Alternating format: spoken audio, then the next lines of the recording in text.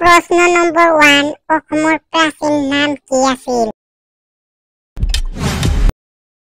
শুদ্ধ উত্তৰটো হ'ব অসমৰ প্ৰাচীন নাম প্ৰাগজ্যোতিষপুৰ আৰু কামৰূপ আছিল।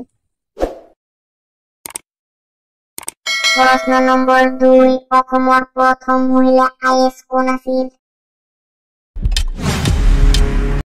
শুদ্ধ উত্তৰটো হ'ব পাৰুল দাস।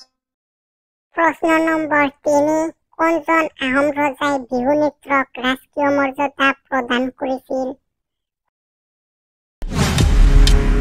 শুদ্ধ উত্তৰটো হ'ব স্বৰ্গদেউ ৰুদ্ৰসিংহই বিহু নৃত্যক ৰাজকীয় মৰ্যাদা প্ৰদান কৰিছিল। প্ৰশ্ন নম্বৰ 4 বিহু নৃত্যক প্ৰথম ৰাজহুৱা মঞ্চক কোনে অভ্যৰ্থনা কৰাইছিল?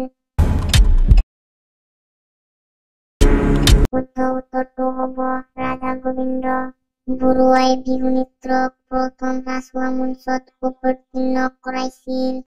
প্ৰশ্ন নম্বৰ 5 গুৱাহাটী বিশ্ববিদ্যালয়ৰ প্ৰথম উপাচাৰ্য কোন আছিল?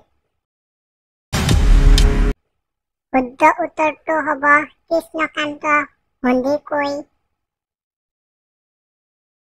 প্ৰশ্ন নম্বৰ 6 অসম বিধানসভাৰ প্ৰথম অধ্যক্ষ কোন আছিল? শুদ্ধ উত্তৰ মহন্ত দাস। প্ৰশ্ন নম্বৰ 7 সাহিত্য একাডেমি বঁটা লাভ কৰা প্ৰথম অসমীয়া গ্ৰন্থখনৰ নাম কি? শুদ্ধ উত্তৰটো হ'ব বনফুল। 1955 চনৰ বনফুল এখন কবিতা পুথি কবি যতীন্দ্ৰ নাথ দুবৰা।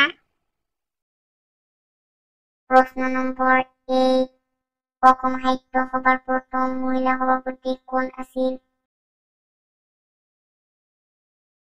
শুদ্ধ উত্তৰটো হ'ব নলিনী পাল দেৱী।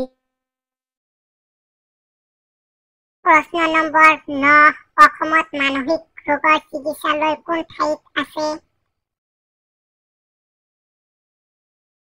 শুদ্ধ উত্তৰটো হ'ব তেজপুৰ। প্ৰশ্ন নম্বৰ 10 অসমত সৈনিক স্কুল কোন ঠাইত আছে?